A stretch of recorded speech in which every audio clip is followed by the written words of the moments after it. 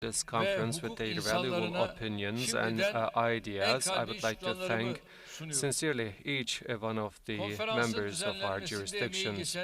I would like to congratulate the head of our Constitutional Court who organized this conference, and I hope and pray that this conference would be auspicious for the Islamic world and the whole humanity. Distinguished guests, the basis of our state tradition can be summarized with the following sentence: make people live so that the state shall live on. So, the reason d'être of the state and the state institutions is to serve humanity. The responsibility incumbent of the state is to provide basic needs of its citizens and providing first a quality service to its citizens in every field. What defines the quality of the public service provided to the citizens depend on the capabilities and the vision of its administrators and governors. The mechanism that we call state should indeed fulfill its duty, and this can only be a reality if the different institutions of the state functions properly. Of course, a state has its own balance of power. If this balance of power is established healthily and is operated healthily, then the state institutions will function efficiently as well.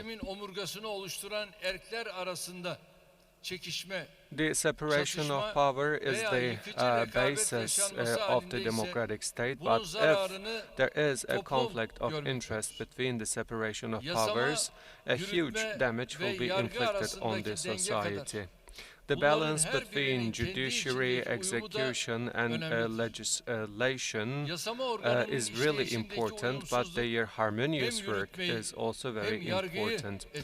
If there is a conflict between legislation and execution, it will have a huge impact on the judiciary. If the executive power cannot work functionally, then the whole system will be blocked. And if there is a non-functioning feature in the judiciary, the whole system will collapse again. Unfortunately, the Republic of Turkey had to endure such grievances due to the conflicts between the different powers. Those problems brought into life with the tutelage and the coup attempts, and we have lost a lot of energy and time, and this prevented us from our democratization targets. Of course, within this picture, the judiciary plays a very important role, and the Republic of Turkey has witnessed very bad examples which we don't even want to remember.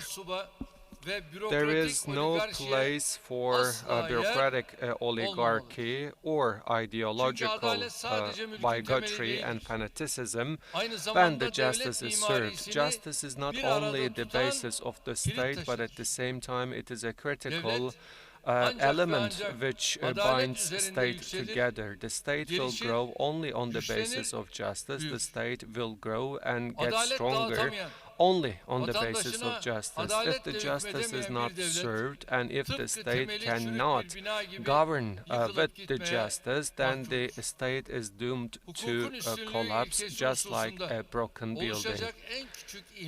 Any ignorance or any violation in terms of the rule of law will definitely destroy the trust towards judiciary, executive power and legislation, and it will lead to damages which will be quite hard to recompensate. As the Republic of Turkey, within the light of the previous experiences, we have done our best to improve the quality of the justice services within the last 20 years. By eradicating the difference between the civilian justice and the military justice, we have also realized this justice system so that the technological advancements have been put for the service of justice. By establishing the mediation system, we have provided alternative conflict resolution opportunities to different sides. We have also provided the individual right of individual application to the constitutional right, the Republic of Turkey Institution for Human Rights, and the Institution for Protecting the Personal Data has been among the reforms that we have realized. And we have also taken the impartiality and the independence of judiciary under constitutional guarantee, thereby tackling a very important deficit in our judicial system.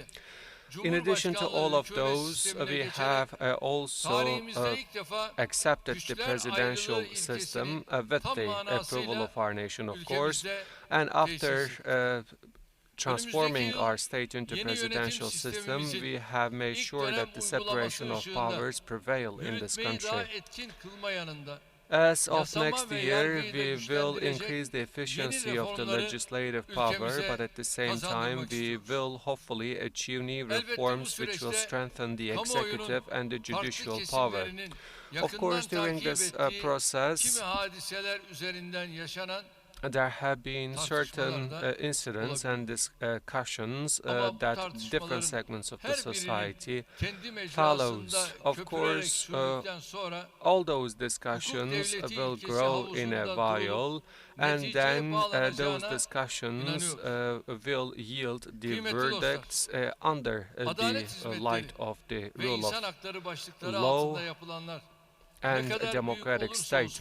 Distinguished guests, no reforms will be enough in the field of human rights and the rule of law. We know that the life is changing, and as the life is changing, new problems are arising. As a result, the judicial system cannot be interpreted out of those changes.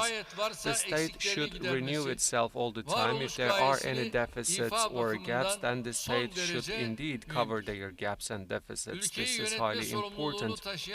The politicians who have the responsibility of governing the state looks at this issue from this perspective. That's why we are improving our legislation all the time.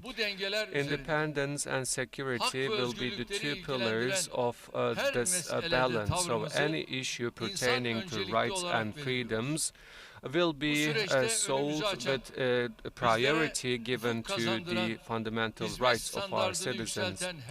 That's why we are listening with 4 ears all criticisms who will serve for the fundamental rights and freedoms. We don't have any inferiority complex whatsoever when it comes to protecting the rights of our citizens.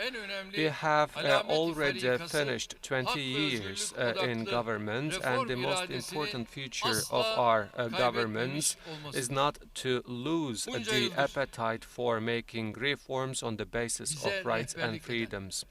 For many years, this reformist spirit guided us, and we are determined to keep the spirit alive and strengthen it even further. And I am certain that our brothers and sisters who are the members of the Organization of Islamic Cooperation is also in sincere endeavor of making democratic reforms. In many countries that we have visited, we have also personally witnessed all those democratic reforms realized. In many fields, the brotherly and allied countries of the OIC are in a better position with comparison to the Western countries when it comes to fundamental rights and democracy. However, the Orientalist approach towards the Islamic world most of the time tries to shadow those sincere democratic efforts and endeavors. The Islamic world, especially in the topic of justice and rights, is subject to criticisms which are not just and cannot be tolerated. A disease dating back to the colonialist time, Orientalism is not present only in the academy, but at the same time it preserves its presence in the field of justice as well. The countries who cannot show the virtue of facing their colonialist past speaks about and pontificates about the rule of law and the human rights every time they speak. Those countries who are not abstaining from supporting the terrorist organizations all around the world are pontificating to us about the sacredness of the human lives. When it is their own safety and security, they don't stop pontificating and they criticize everyone, but at the same time they criticize our justice system as well. However, we know that the issue of justice and the human rights cannot be abused for competition between states. This will constitute such a dangerous approach. Any issues pertaining to the honor of the human being and the rights of our citizens, no double standard can be allowed, because it will inflict damage to the fight for protecting the human rights. There are huge differences between the rhetoric and the actions of the Western world, and unfortunately this difference between the rhetoric and the actions of the Western world also bring along a huge, giant level of oppression on the oppressed one. And the Syrian crisis, which has been going on for almost 11 years, is the most important, heart-wrenching example standing in front of our eyes. Unfortunately, the humanity couldn't pass its exam in the face of a Syrian humanitarian crisis. The ever-increasing cry out of the Syrian oppressed haven't been heard by anyone other than Turkey. Neither the drama of baby Aylan, whose dead body was found on the beaches, or the tears of the oppressed children didn't let the Western countries to act. The Western countries unfortunately responded to this crisis only after the migrants were knocking on their doors. So rather than finding a solution to the root cause, the Western countries tried to keep the migrants captive behind the wires and barbed wires. And when it is indeed about their prosperity, safety and security, the Western countries follow the most primitive examples of fascism, which we of course follow very meticulously. Dear brothers and sisters, the waves of hatred flows against the Islamic world. We witness it. Our Western neighbor, Greece, shows such an hostile approach against the migrants. It indeed increased to the level of such a ferocity and atrocity. The boats of the migrants are sunk down, and with the pushbacks every passing day, the migrants are indeed drowning in the Mediterranean Sea. Unfortunately, the Western countries are not responding to this atrocity of Greece. If we exclude a couple of criticisms, no steps have been taken whatsoever so far which will put an end to this oppression, and no endeavor has been put forward in order to put an end to the oppression of the women and children. The heart-wrenching views that we see in the refugee camps, which resembles to the Nazi camps, indeed makes us all upset. A similar approach is also witnessed in the global fight against the terrorism. to Syrian, Iraqi, and African migrants, the Western countries are closing their doors, but when it is about the PKK and Fethullah terrorist organization members, the Western countries are indeed showing a very high level of tolerance. The coup plotters who martyred more than 200 of our citizens can wander freely in many of the European countries. The terrorist organization PKK indeed receives and collects donations and financing its attack on Syria and Iraq. There are even countries who have an item in their budget for extending financial support to the terrorist organizations. We know those countries very well. So, under the disguise of political asylum seekers, the terrorists are being protected, and the people who are indeed the perpetrators of the coup attempt are protected against the justice. Many coup plotters who escaped our country went to Europe, and despite our requests, the Western countries didn't budge an inch towards our requests. We have provided them the necessary proofs and documents. Folders of those proofs are crystal clear. However, there are still no one who is knocking on the doors of the so-called ringleaders of the Fethullah terrorist organization. After the coup attempt, the Republic of Turkey has taken many legal precautions, and still we have been criticized. But we all see that the Western countries are also taking very harsh precautions against the coup attempt. The ones who were criticizing us about our harsh steps that we have taken against the coup attempt, when it is about their own democracy, they almost uplifted the democratic governance. Of course, this hypocrite approach is shown towards our country, and we are aware of the main reason why they are acting in such a hypocrite manner. Without listening to what the others say, we will continue with our fight on the basis of legitimacy and the rule of law.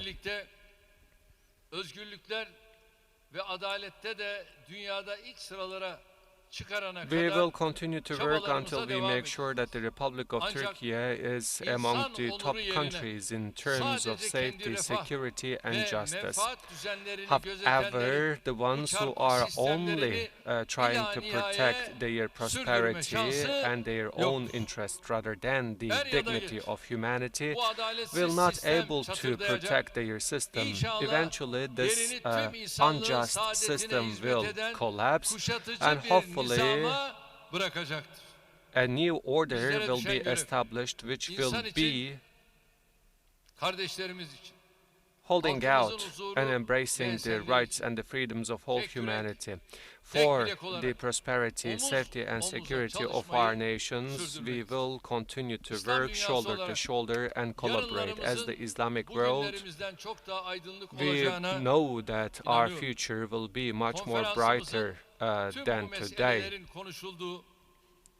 Our conference hopefully will discuss all those matters and will provide solutions to the current problems. With those thoughts in my mind, I conclude my remarks, and I once again would like to congratulate anyone who contributed to the organization of this conference, and I once again would like to say welcome to our guests coming from abroad. I salute all the participants with the most heartfelt sentiments. Stay in health. Türkiye Cumhurbaşkanı Sayın Recep Tayyip Erdoğan'a hitaplarından dolayı teşekkür ediyoruz. Zatı devletlerini bir süre daha sahnede misafir edeceğiz. Ve şimdi Türkiye Cumhuriyeti Anayasa Mahkemesi Başkanımızı başta olmak üzere İslam Dünyası Anayasa Yargısı Konferansı Açılış Kongremizi katılımlarıyla onurlandıran birbirinden kıymetli ülkelerin heyet başkanlarını günün anlamına binaen fotoğraf çekimine davet ediyoruz.